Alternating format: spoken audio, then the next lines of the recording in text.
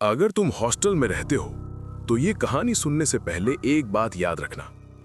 रात 12 बजे के बाद अगर ऊपर से आवाज आए तो कभी भी छत की तरफ मत जाना। मैं और मेरा दोस्त समीर एक पुराने बॉयज हॉस्टल में रहते थे। हॉस्टल 3 मंजिला था और उसके ऊपर एक पुरानी छत थी जिस पर जाना सख्त मना था। वार्डन बस इतना कहते थे, ऊपर कुछ ठीक नहीं है। हम हमेशा हंसकर बात टाल देते थे। उस रात ठीक 12:17 पर अचानक ऊपर से किसी के चलने की आवाज आई। धक धक धक। समीर बोला, लगता है कोई छत पर चला गया है। फिर आवाज बदली, अब जैसे कोई भारी चीज घसीटी जा रही हो। उसी पल पूरा हॉस्टल अंधेरे में डूब गया। बिजली चली गई थी। मैंने मोबाइल की टॉर्च जलाई, तभी ऊपर से आवाज आई, कोई है नीचे। आवाज बहुत अजीब थी, न पूरी आदमी की न औरत की। समीर डर गया, लेकिन मैंने कहा, चल देखते हैं कौन है। छत की सीढ़ियां चढ़ते ही हवा ठंडी होती गई। हर कदम के साथ दिल तेज धड़क रहा था। छत का दरवाजा आधा खुला था। जैसे ही मैंने दरवाजा धकेला, धड़ाम, दरवाजा अपने आप बंद हो गया।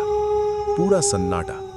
टॉर्च की रोशनी में मैंने देखा, छत पर पैरों के निशान थे, लेकिन वो निशान सीधे नहीं थे, वे उल्टे थे, जैसे कोई सिर के बल चल रहा हो।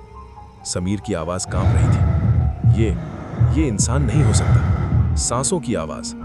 तभी हमारे पीछे से किसी के सांस लेने की आवाज आई, बहुत पास से। हमने पलट कर देखा, कोई नहीं, लेकिन टॉर्च अपने आप बंद हो गई। अंधेरे में एक फुसफुसाहट सुनाई दी, तुम्हें यहां नहीं आना था। अचानक किसी ने समीर का हाथ पकड़ लिया। समीर चीखा, छोड़ो मुझे। मैंने हाथ खींचा, लेकिन वहां कोई हाथ था ही नहीं। सच सामने आया। अचानक टॉर्च फिर जल गई और सामने जो था वो देखकर मेरी सांस रुक गई। छत के कोने में एक लड़का बैठा था, हॉस्टल की ही यूनिफॉर्म में। उसका चेहरा नहीं दिख रहा था, सिर्फ उसकी गर्दन जो पीछे की तरफ मुड़ी हुई थी। वो धीरे धीरे बोला, मैं यहीं रहता हूं, ऊपर। तभी समीर बेहोश होकर गिर पड़ा। मैं जैसे तैसे उसे उठाकर नीचे भागा।